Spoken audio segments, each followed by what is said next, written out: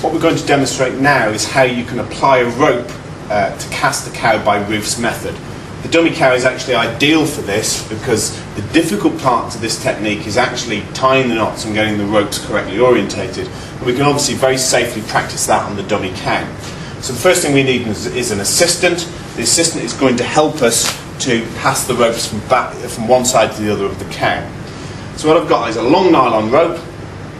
I'm going to pass the short end of the rope over the neck of the cow and ask the assistant to pass it back underneath the neck of the cow. Now the first thing we need to do is tie a non-slip loop around the cow's neck, and the best knot for that is the bowline. And this is actually one of the more difficult parts of this technique, is making sure you can tie the bowline, because the bowline isn't a particularly easy knot to tie. First thing we need to do to tie a bowline is to make a loop in the rope. So what I've done is made a loop here, and if you notice, the long end of the rope is actually lying underneath, and that's quite important.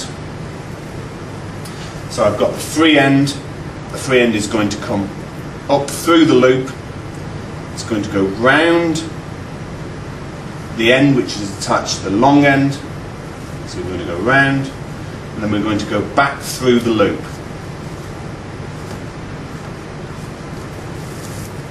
And that will tie a bowline. That's the classic way you'll see a bowline demonstrated, and that's what it will look like. Actually here it's going to turn upside down and lie across the cow. So now we have a non-slip loop around the neck of the cow, which can't tighten and therefore can't strangle her. What I'm now going to do is ask my assistant to come and stand on the opposite side of the cow to me at about the level of the forelimb.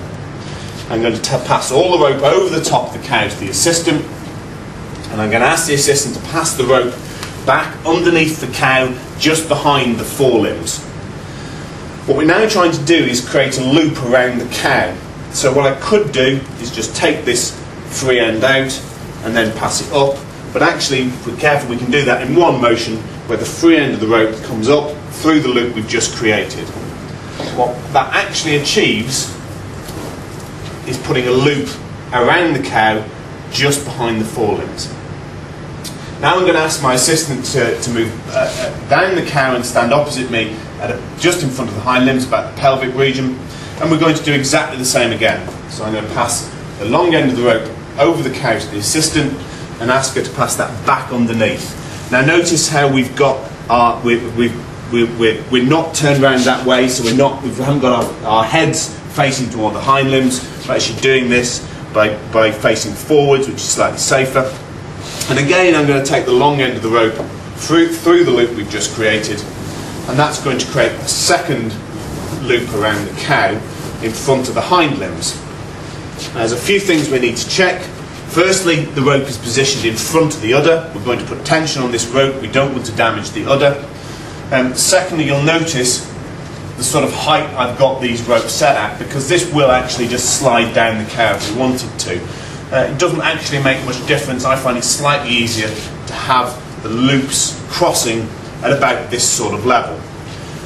Now the last thing we're going to do before we try and cast the cow is we're going to take all the slack out. So we're going to tighten those loops. First we're going to tighten the loop round just behind the forelimbs, and then we're going to take that slack, and again we're going to tighten the rope just in front of the hind limbs.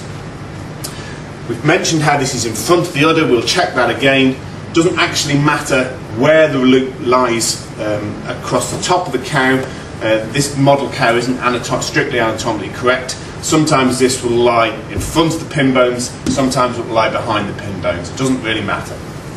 So now in order to cast the cow, all we need to do is to pull on this free end from the left hand side. But that's demonstrated how we can apply the ropes to cast a cow by Reuff's method to the dummy cow, and we'll talk about it in slightly more detail when we move to use the live animal.